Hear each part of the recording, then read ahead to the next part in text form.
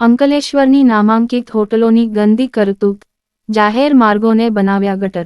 અંકલેશ્વરના ખાણીપીણીના શોખીનો માટે એક ચોંકાવનારા સમાચાર સામે આવ્યા છે.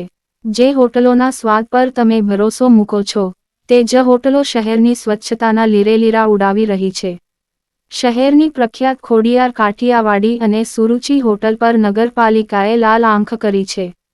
અંકલેશ્વર નગરપાલિકા દ્વારા સ્વચ્છતા અભિયાન અંતર્ગત હાથ ધરવામાં આવેલી તપાસમાં આ બંને હોટલોની બેદરકારી ખુલ્લી પડી છે. ખોડિયાર કાઠિયાવાડી હોટલના સંચાલકો રાત્રિના અંધકારનો ફાયદો ઉઠાવી હોટલની સાફ સફાઈનું ગંદુ પાણી સીધું જાહેર માર્ગ પર વહાવતા હતા. જે રસ્તા પરથી સેંકડો લોકો પસાર થાય છે, તેને આ હોટલે ગંદકીનું કેન્દ્ર બનાવી દીધું હતું. પાલિકાએ આ મામલે કડક વલણ અપનાવી ₹3000નો દંડ ફટકાર્યો છે. સુરુચિ હોટલ જે સ્ટેશન રોડ જેવી ધમધમતી જગ્યા પર આવેલી આ હોટલની સ્થિતિ તો વધુ ગંભીર જોવા મળી.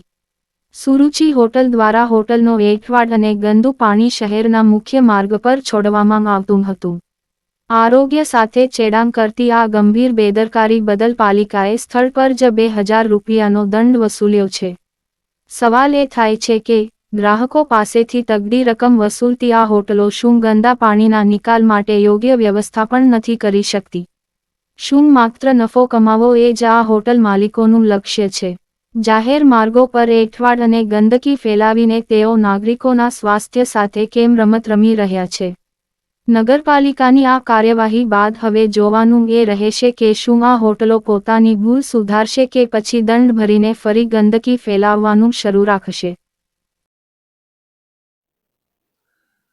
આજે અંકલેશ્વર નગરપાલિકાની સેનિટેશન ટીમ દ્વારા ખોડિયાર કાઠિયાવાડી ધાબા જેમણે સાફ સફાઈ કરી અને એનું પાણી બહાર કાઢેલ એ બાબતે ગંદકી કરતા સેનિટેશન ટીમ દ્વારા આજે ચેકિંગ કરી અને ખોડિયાર કાઠિયાવાડી ધાબા હોટલને નગરપાલિકા દ્વારા 3000નો દંડ આપવામાં આવેલો છે. તેમજ 2 દિવસ પહેલાં એક સુરુચિ હોટલ છે તેમને પણ ગંદકી બાબતે ₹2000નો દંડ કરવામાં આવેલો હતો.